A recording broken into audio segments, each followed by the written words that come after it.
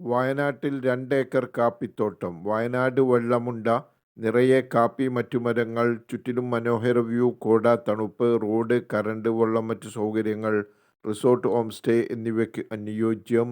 സെന്റിന് 30,000 രൂപ ചോദിക്കുന്നു. ചെറിയ രീതിയിൽ കുറയും. Thank you.